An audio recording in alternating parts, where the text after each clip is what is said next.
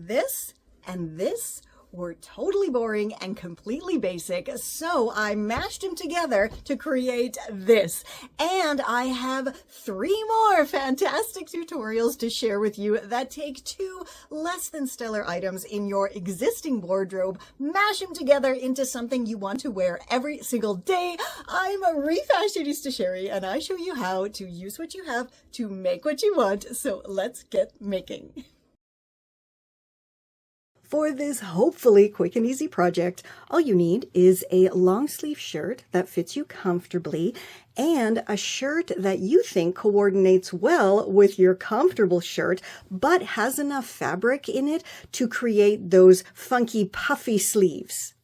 So the first thing I did was put on the shirt that fits me comfortably, and I marked one sleeve just below the elbow area on me, and then I folded that shirt evenly in half with the sleeves as lined up as I could get them, and now I'm just going to chop on through right below that pin so I have a little bit extra for seam allowance. So this is one of the chopped sleeves, and I'm just gonna cut off the cuff, leaving about 1 centimeter for seam allowance. So for now, I'm gonna set aside the shirt that fits me and those chopped off cuffs and grab the oversized shirt. If you've been with me for any length of time, you already know that I try to do things the easiest way my Refashionista brain can come up with, and I never use patterns because my brain doesn't work that way. So for this, I have done up the button placket of my oversized shirt, and I'm pretty sure that this bottom half of the shirt is going to be enough to create those 2 big puffs that I want to add to the sleeves of the other shirt. And so with that in mind, I'm simply going to chop straight under the underarm seams here, probably, I don't know, what is that, about 6 centimeters down, because I want to go under the pocket here too, because I have an idea for another project to do with the top of this shirt. So subscribe so you don't miss that. But that's what I'm going to do now. Just chop off and separate the top of the shirt from the bottom of the shirt. Now I'm going to chop off the button placket from each side as well as the bottom hem because it's not very even. The back is actually longer than the front, and I want this to be just one long, even piece of fabric. And now I have a relatively evenly cut, very long rectangle of fabric. And I was just thinking to myself that if you stitched this open end closed, you could just make yourself a funky circle scarf and be done with it. But we're not going to do that. Now I'm going to chop this folded edge so I have 2 big long rectangles. Because I want my puffs to start out a bit thinner at the top and then gradually puff out once it gets to the bottom cuff, I'm going to chop my panels here into a bit of a triangular angle just on each end. So it's going to start off skinnier and then get wider as it goes down. To chop the other angle on the opposite end of the fabric, you can simply fold your chopped edge in half here and line it up and use that as a template, or you can take that chopped piece of fabric and line it up and use that as a template. You should now have 2 relatively evenly chopped pieces of fabric to use to create your puffs. So now you just want to grab one and fold it together with the right sides facing, and then go ahead and stitch those angled edges together. So now you have 2 sleeve pieces that look like this, and you could just go ahead and attach them as they are, but I want to do something a little bit more interesting. So this is what is left over from that oversized shirt. And I was just thinking these cuffs would be pretty cool, so I put it on the loosest button, and I can get it totally over my elbow. So I am going to use these cuffs on my fancy new sleeves and put them at the top, and then I'm going to put the sleeve, and then I'm going to put the original cuff on the bottom, and that should look super duper cool. I chopped off the cuffs from the oversized shirt and I stitched the open edges closed because it just makes life easier when you're stitching them on, and I don't think I'm going to be opening up these buttons at my elbow. Next, I have taken my sleeve puff inserts and folded them together with the right sides facing and the side seams lined up. And you can see here, this flapping part needs to be removed because we want a nice, even, clean edge. So I'm going to chop those off now. Now I'm going to take one of my larger chopped sleeve cuffs and put it inside the thinner end of my sleeve with the right sides facing, of course. And then I'm just going to go and line up the edges using my favorite, which is, of course, pin tucks. I now have both sleeves all lovely and pin tucked up, so I'm just going to go stitch them together. So they're all stitched on, and you can see here that I chopped off the excess fabric with my pinking shears to help slow down and hopefully prevent fraying. So let's flip one out and see what it looks like. Oh, very cool. And I know right now it just looks like, hey, you just stitched the cuffs back on. But remember, these are the ones that are going to be up at my elbow area, and then the ones down here are going to gather up the bottom. So hopefully we're going to have this puff look at the bottom. So let's do that now. Now you want to grab those original sleeve cuffs that you chopped off of the shirt that fits you well, and we're going to do exactly what we did to attach these ones to the thinner end, to attach these ones to the wider end here. So we're first going to go all the way around and do our lovely little pin tucks. Then we're going to stitch it on, and hopefully this will create a very cool looking bubble puff sleeve cuff.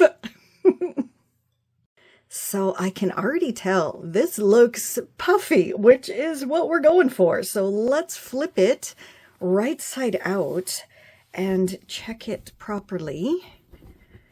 All right, so this is the end that would go up over my elbow. There we go. Oh, look at that. That is, look at that. That's exactly how I wanted it to be.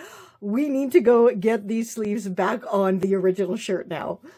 I have my original shirt inside out, and I have one of my sleeves right side out. And so I'm going to pop the sleeve inside the chopped sleeve here, making sure that I have this wider sleeve cuff lined up with the chopped edge of my original shirt sleeve, because this is the side that needs to be able to go over and around my elbow. And then I'm just going to go do my little pin tuck, stitch it on, do the other side, and then it's going to be done. The sleeves are now stitched on, so this is finished, and let's pull this out. Ow! Totally cool. Does that look? This came out pretty much exactly like I had imagined it would, and I think it would look even cooler with a bigger bubble cuff here, but this is awesome. The only thing I'm not sure about is if I should keep the length of the shirt or shorten it into a crop. Do let me know down below what you think, if you would wear this as is, which is so super cool, or maybe chop the length or take it in on the sides for a more tailored look. Let me know. For this hopefully a quick and easy project, all you need is your rather frumpy top that you want to refashion, and the magic ingredient here, a tiered mini skirt in a fabric that coordinates well with your shirt. So first I thought to maybe add some elastic to the bottom, and then I could cinch it up and make it like blousey and kind of like a bubble-ish looking top. But then I thought, yeah, no, I don't like elastic around my waist or belly area. It's just super uncomfortable. So instead I've marked it with a pin and I'm just going to shorten it. And because this actually has a lining, I have to remember to hem the lining to be a couple of centimeters shorter than the exterior fabric. Otherwise it hangs down and it doesn't look very nice. So I'm going to chop this to size and then go hem it up, and then we're going to create those awesome sleeves from the skirt. So as you can see, my top has been shortened and has a lovely clean hemline now, and I made sure that I shortened the lining to be, you know, about 1.5 centimeters shorter than the exterior fabric. So I'm not going to have any issues with that. All right, now let's get started making these funky bell sleeves. Okay, so I've grabbed my skirt, and pardon the wrinkles, it has been in the stash for quite a while, but I just noticed that this skirt actually has pockets here, which is very cool and convenient, but doesn't help my cause at all. Luckily, I think I'm just going to be using the bottom 2 tiers here to make my bell sleeves. So the very first thing I'm going to do is simply chop off these bottom 2 tiers. So now that I have my 2 tiers of fabric lovely and chopped, I need to make this into 2 bell sleeves, right? So I'm simply going to chop this fabric in half right here at the side seams, and then it should come out very, very even. So now I have 2 almost bell sleeve cuffs. All I have to do is pop each chopped end together to form a belly looking tube and then stitch those ends together. So I now have my 2 beautiful bell sleeve cuffs. Now let's get them onto that top.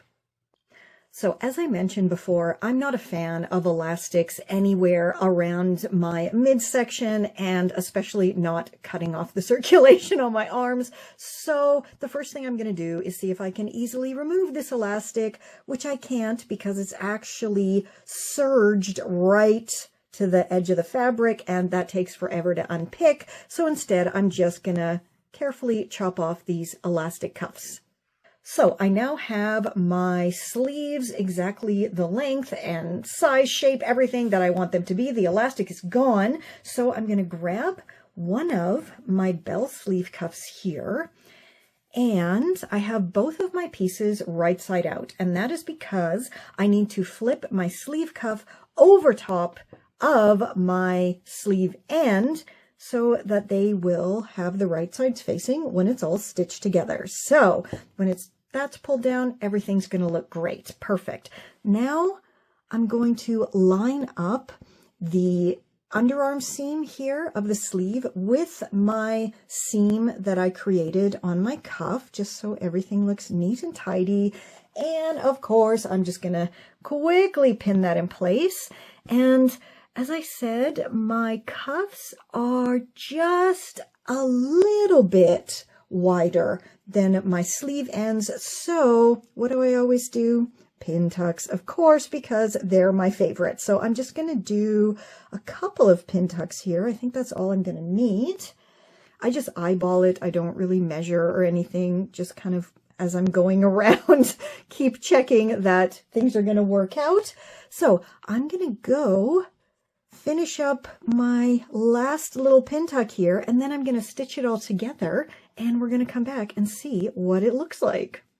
So the moment of truth has arrived. It is all stitched on, and I did go ahead and double stitch all the way around, and then I chopped off the little excess bits here with my pinking shears because they really do work to help prevent fraying, and both of these fabrics are a little bit frayy, so it's better safe than sorry. And let's see. Yeah. I think that came out absolutely perfectly. I love it. Now let's go do the other sleeve. Okay, so the shirt is now shortened. It has awesome, fancy new bell sleeve cuffs, but I don't think I'm done yet because I was looking in my stash of vintage trims and I found this. And I just think this would be so super adorable if I added the trim here around the start of the bell sleeve cuffs and also around the bottom hem. So I'm gonna go do that, and then we can finally try it on and style it up. For this quick and easy, let's make something cozier project, all you need is your thin strapped dress or jumpsuit or top plus a pair of existing sleeves. Now, you can just use sleeves chopped from just about anything to achieve this look. It is very, very easy. And because we're just combining two garments here, there's nothing complicated whatsoever about this. Now, I myself am not a huge fan of thin straps because I have a generous chest and I cannot ever go braless, and strapless bras just don't work for me. So I really do prefer having something around my shoulders because I am a Gen X and we were raised to never ever ever have your bra straps showing, which thankfully is something I am not passing on to my own child because you know what? Who the hell cares? Okay, so I'm just going to attach these sleeves the exact same way I always attach sleeves, and that means I have my top, my jumpsuit, my dress, whatever, inside out, and I have my sleeve right side out, and that is because when we pop the sleeves in to the armhole area here, the right sides will be facing. You know, I say this every single time we do sleeves, but it's always worth repeating because even for myself, sometimes I forget, and then you have to unpick everything and then redo it properly. Okay, so I'm going to line up the underarm seam here of the sleeve with the side seam of my jumpsuit top and just pin them together quickly. Okay, and now I'm thinking, oh my goodness, I don't really think I'm going to have to do a lot of stretching at all as I'm stitching, but just to be safe, I don't usually pin everything together all the way, but because this top is shaped quite square here around the upper arm area here, the chest area, I think I'm going to line that up nicely and pop another pin there. And then match it up all the way around here. Yes, okay, I think that's going to be fine. So I'm just going to put another pin up here at the very top. And you can see that I'm using the outer edge of the strap here as my guideline. And then, of course, I'm also going to be using the black thread. So it's going to match the exterior and not the interior. Because if I use blue thread, it would maybe be a bit visible on this black here. Okay, so once that's all pinned together, I'm going to go stitch it together and then repeat it on the other side, and we should be done. Okay, you guys, the sleeves are on, and I don't know if I've ever been so excited to flip something right side out, but I think this is going to look too adorable. And I'm absolutely right. This looks so incredibly cutie patootie sweetie patootie. I don't even know. I am super excited. So let's go try it on and style it up. For this fab Refashionista project, all you need is a plain white blouse, some funky knee socks, your fabric dye, and of course your sewing gear. And the dye bath is now ready. As always, I shall link down below for my top fabric dyeing tips for you guys. Now let's pop this in. And, oh, I think this is going to be very much improved in an hour or two. I am so pleased with how this came out. It is super mottly because I wrinkled it all up when I was dyeing it, and I absolutely love it. Now let's make it even more unique looking. So I folded the shirt evenly in half and lined up the shoulder seams and the sleeve cuffs. And now I'm going to chop off the sleeves at about the elbow length. Remember those super adorable knee socks? Now we're going to use them. So the first thing you want to do is chop off the feet of the socks. Now, because I think I'm still going to wear these, I'm just going to turn them into kind of ankle socks. So I'm just going to chop the foot part off. And luckily these are striped, so it's quite simple to just follow those lines. And now I can still wear these as ankle socks. Easy peasy. Okay, now let's move on to what we're going to do with these chopped tall knee part of the knee socks. Okay, so now you're going to grab one of those chopped sock tops. Ooh, that's hard to say. And flip it inside out. Then kind of gather it up and pop it over the end of one of your chopped sleeves, making sure you have the finished edge of the sock going towards the shoulder of the blouse. Okay, so you want to have the raw edges here, the chopped edges of the sock, and the shirt sleeve lined up. And now you're just going to go and stitch them together. Of course, super stretching that sock as you stitch so it matches up with the length of the blouse sleeve. And, you know, then go repeat on the other side and your shirt's going to be done. Alrighty, I stitched it all on with a tight, wide zigzag stitch just so it would have that extra stretch needed to get it on and off my arm. I also trimmed off any of the kind of excess fabric here with my pinking shears. And let us flip it. Look. That looks so cool. That looks so cool. Just wait until I put it on, and let's go do that right now. And that, my lovelies, is exactly what happens when you stop buying and you start using what you have to make what you want.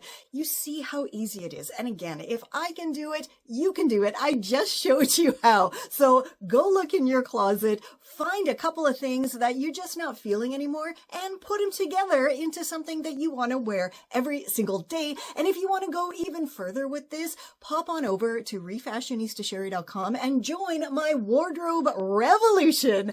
And until next time, which is Friday, so subscribe so you never miss one of my Fab Friday tutorial videos, and you always have something to make on the weekend. Stay safe, stay well, and I'll catch ya on the zigzag. For just 99 cents a month, you can help save a struggling refashionista. For just 99 cents a month, you can help sustain the much-needed work that goes on behind the scenes. Every thrift flip, every DIY, every upcycle, every free tutorial can only continue with your support. Join my Refashionista crew for only 99 cents a month, less than the cost of 2 bananas or a pack of gum, and help me continue teaching anyone who wants to learn how to use what they have to make what they want. Don't let affordable, sustainable DIY style become an endangered species. Join my Refashionista crew today. This is Confessions of a Refashionista.